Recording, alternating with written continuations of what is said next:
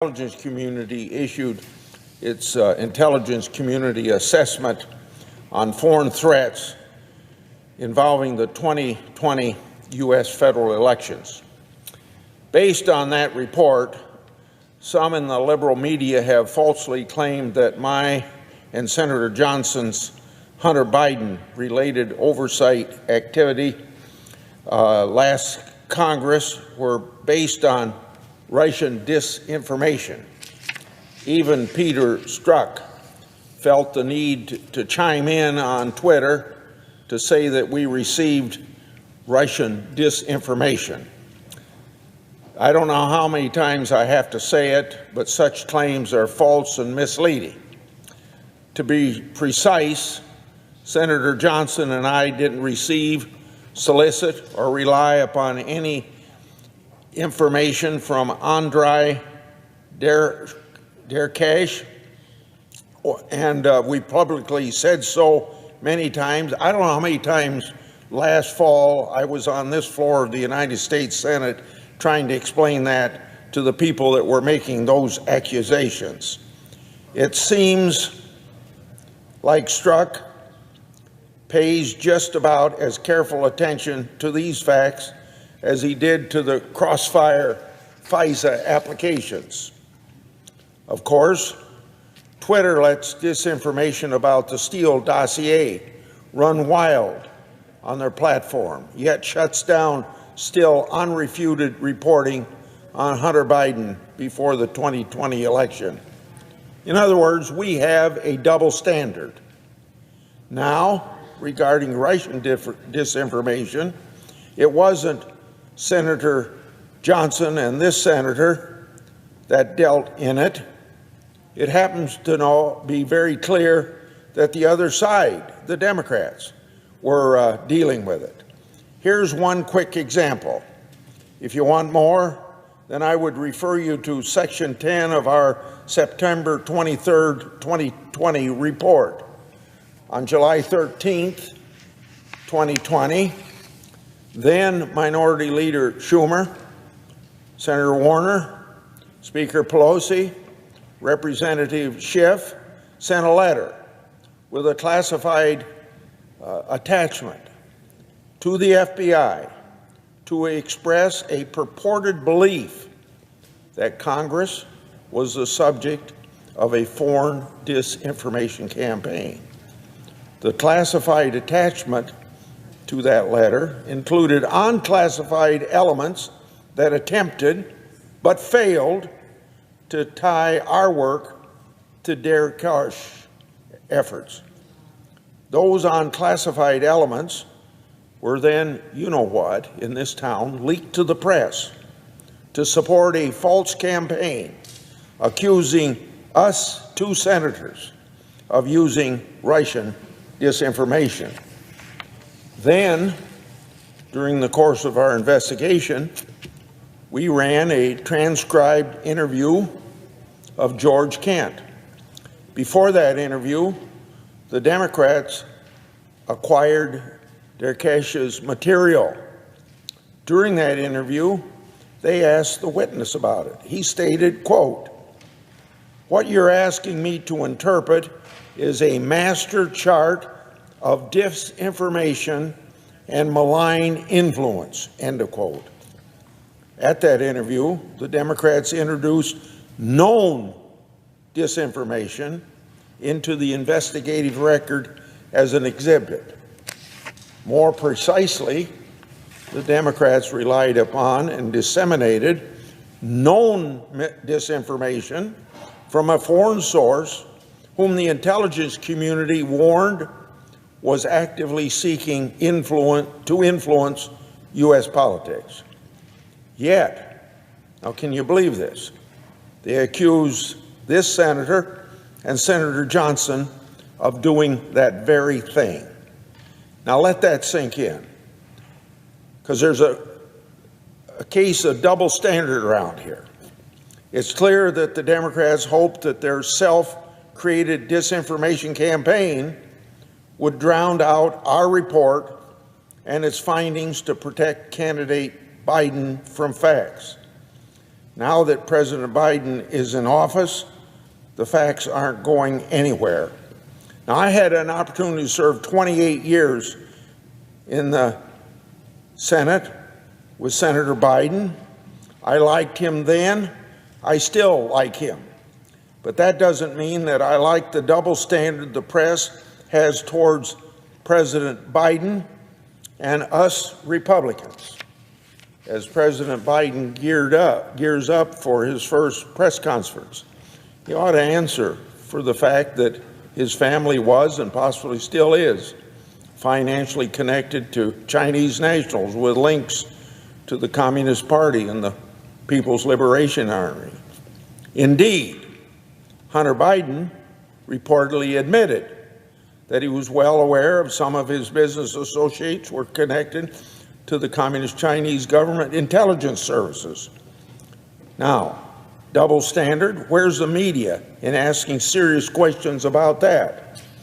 It's also been reported that emails show Joe Biden and his brother were quote-unquote office mates with the very same Chinese nationals with links to the communist government regime and its military.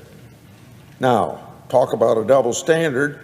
Where is the media in asking serious questions about that? And yet they're reporting this very day about things that Johnson and Grassley did about disinformation, which I have told you so many times we never received. Now, there's this interview on television with Tony Bob Ulinsky, publicly stating that Joe Biden was aware of and possibly involved in Hunter Biden's business deals. Talk about a double standard. Where is the media asking serious questions about that? The Biden family transactions and associations in our September 20 report raised criminal counterintelligence and extortion concerns. Yet, the media, the liberal media, has ignored all of it and has failed to ask any legitimate questions. Now, don't you think that we, the people, have a right to know answers? The media certainly seems to think so.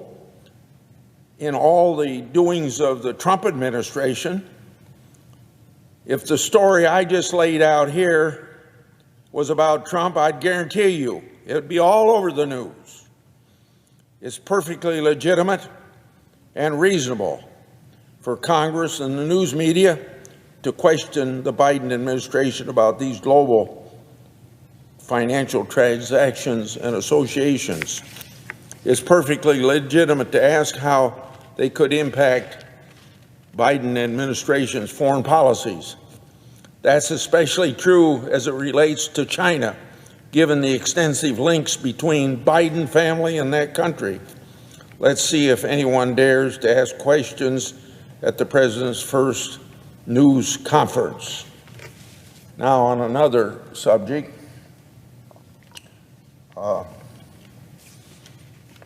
want to discuss national security threats facing our country. A recent poll showed 45% of the Americans acknowledge that China is the greatest threat to the United States.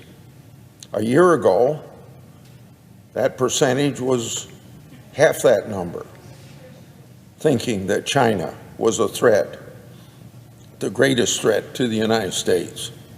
Frankly, this year, no other nation came close to what they think about China being a threat. Not Russia, not North Korea, not Iran. These were all far behind.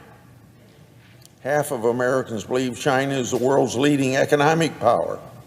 A record 63% say that the economic power of China is a critical threat to the United States. Now, we all know the American people are smart. They're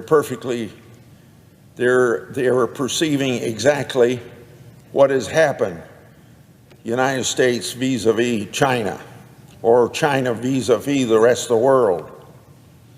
China wants to supplant our country as the greatest nation and the greatest economy in the world. And China will do it if we are blind to that danger.